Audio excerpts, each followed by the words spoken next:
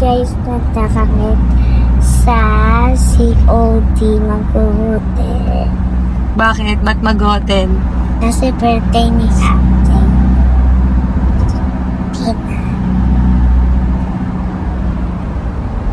It's currently oras na 2:40 a.m.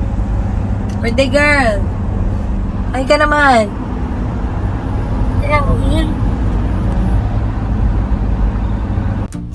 Ngayong birthday ni Atina ay may kakaiba kaming pasabog. Ang sabi namin, pupunta kami sa COD at mag-check-in dahil yun ang request ni Atina para sa kanyang birthday. Pero, nung lumagpas na kami sa COD, nagtataka na sila.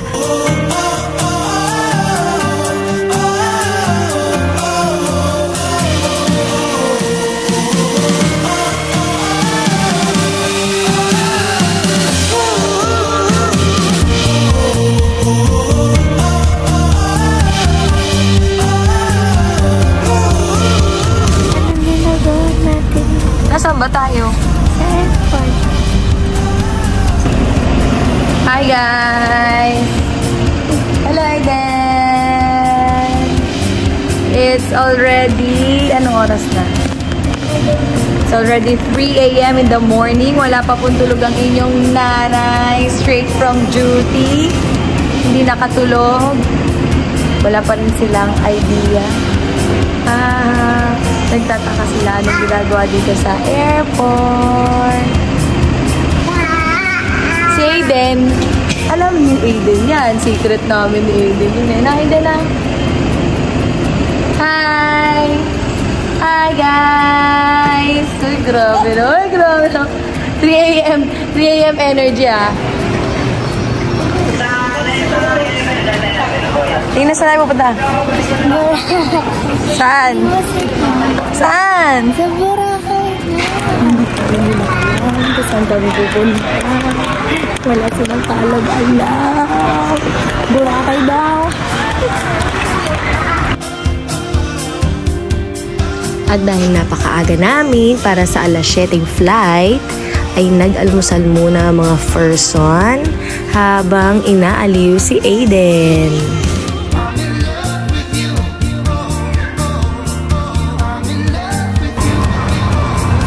Ate, happy?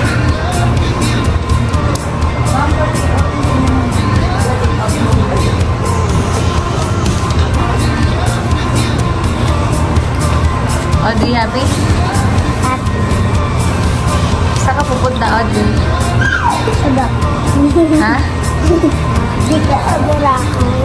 Di ba naka-jacket to? Sa Boracay. Ang lamig. Nag-aantay na kami para sa boarding. Wala silang kaalam-alam na ang Incheon ay Korea. Where are we going? Hindi niyo ba naririnig yung announcement, Atina? Korean? Punta tayo sa Korea?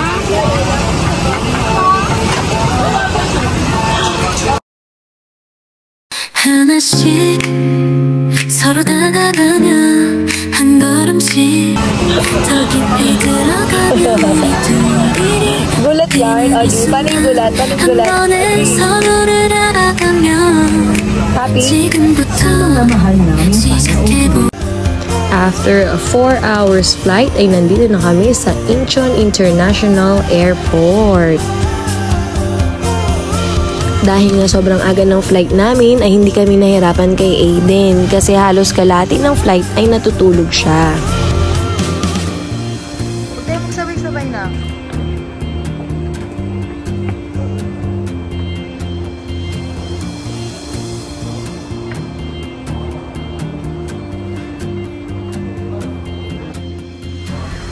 Kinailangan namin sumakay ng train para makapunta sa immigration.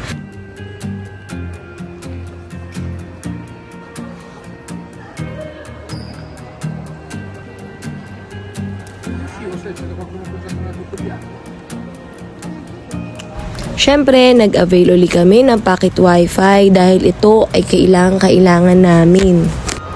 Next naman ay bumili kami ng ticket ng airport bus papunta sa Myeongdong. para wala ng hassle. From airport, diretso Myeongdong na yun.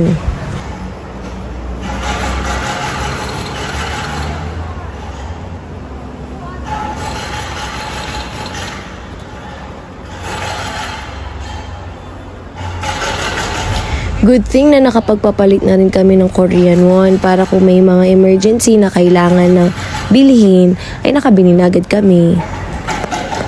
Ang baba kasi ng palitan sa airport kaya parang medyo lugi.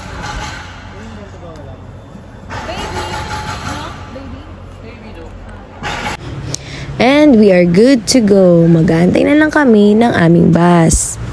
Hindi ko pa alam na bawal palang kumain sa bus kasi wala namang signage at wala rin namang nanita. Sorry po!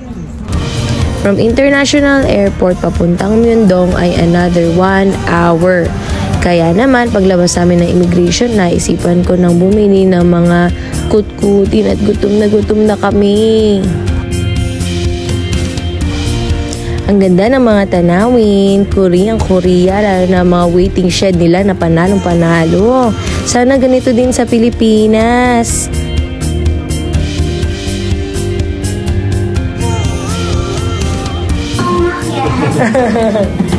So, ito po ang aming munting room. Ito ang sasabi mo, ha? May TV. Very, very small lang. Sakto lang para sa amin. Tulungan sa Japan yun. Ha? Tulungan kami sa Japan. Magkano naman yung sa Japan natin? Nagpalit lang kami ng damit at larga na naman ang pamilya papunta sa Gyeokbongguk Palace. Sarado kasi ang palasyo every Tuesday kaya ito na ang pagkakataon namin pumunta. Kaya kumain muna kami saglit at dinakain na aming mga tummy. Hi guys! Go! Oh, go na daw!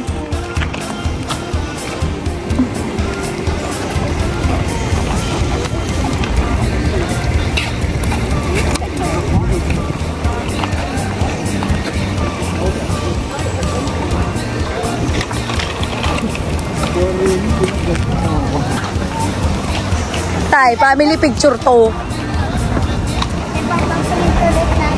Hi guys, ito ako. Nasa Korean. Nagsuot ako ng ganito. Ikot ka. Hanbok ang tawag dyan. So, nandito po kami sa Gyeokbokgung Palace. Tama ba ang pagkakabanggit ko? Kami ay naka-aura kasama ng aking mag-aama. Happy birthday, Athena! Pagod ang hari. Ang hari! Hi! Hi!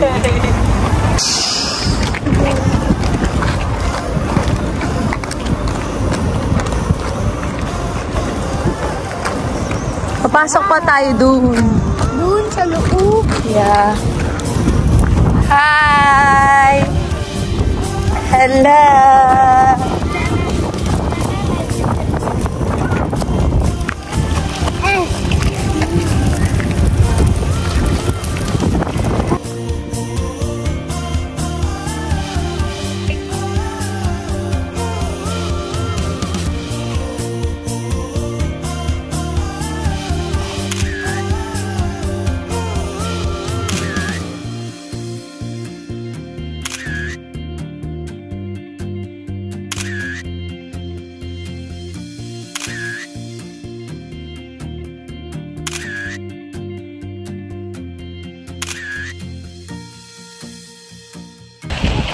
Okay, pabalik na po kami. Tinotopak na po si Dudong.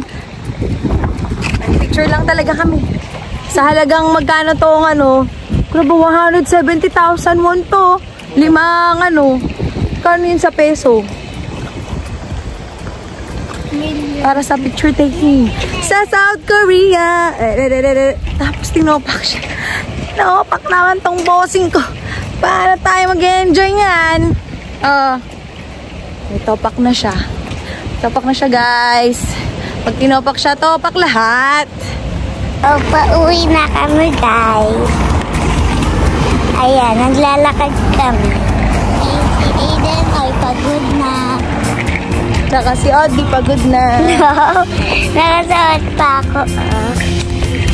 Ganda-ganda mo naman. Para kang princess. Princess. Okay. Ay, mamaya na lang. At pabalik na nga kami sa Myeongdong. Halos 1 hour lang namin nagamit yung nirentahan naming hanbok. Kasi magsasara na rin ang palace. Ang swerte kasi yung pauwi namin, isang bus ride lang siya. Tapos ang baba na namin sa Myeongdong na, kaya nag-ikot-ikot na kami at hinanap nga namin ang sikat na samgyupan doon sa Myeongdong. At mura pa.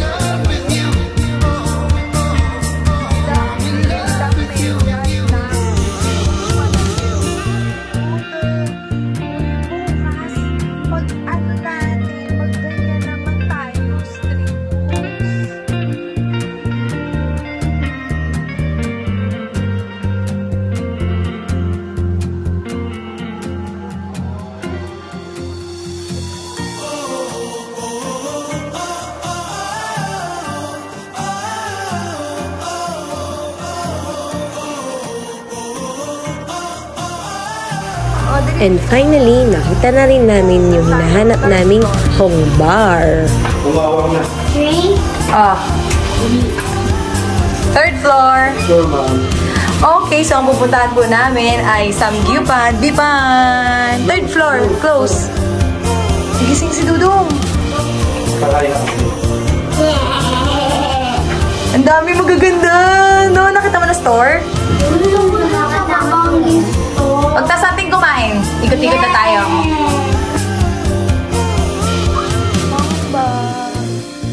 Oo, sad highly recommended too.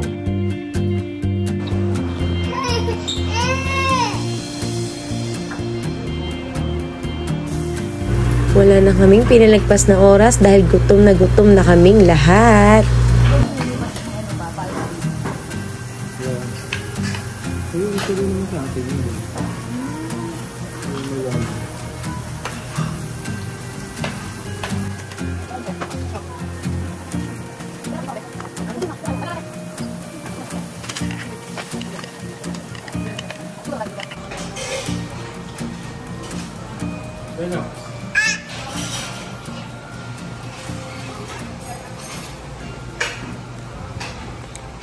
Unlimited.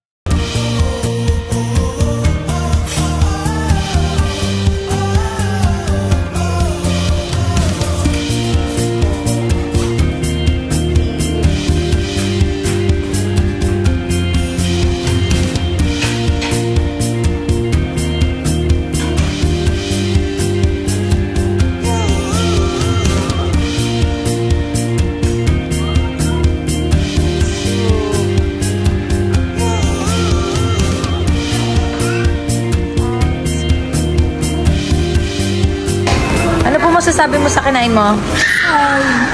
Ha? Chan ko. Madali ka nakain? Ano mga nakain mo? Audrey, ikaw? Kamusta yung nakain mo? Ha? Busog ako. Busog na busog? Yeah. Masarap? Ayun, nagde-dessert.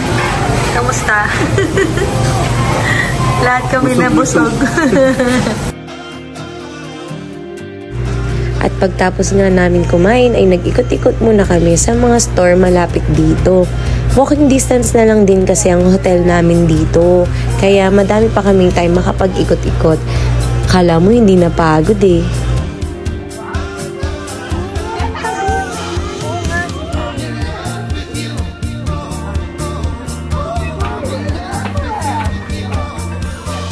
Ito naman ito, lalagyanan ng phone.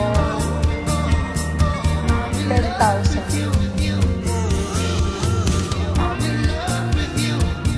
10,000. Ano to?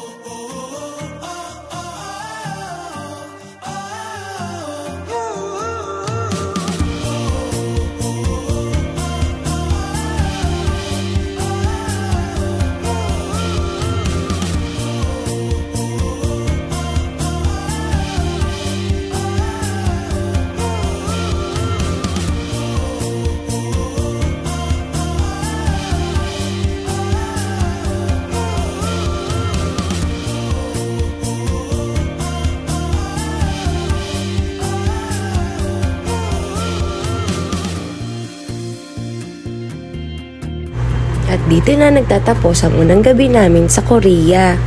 Bye-bye!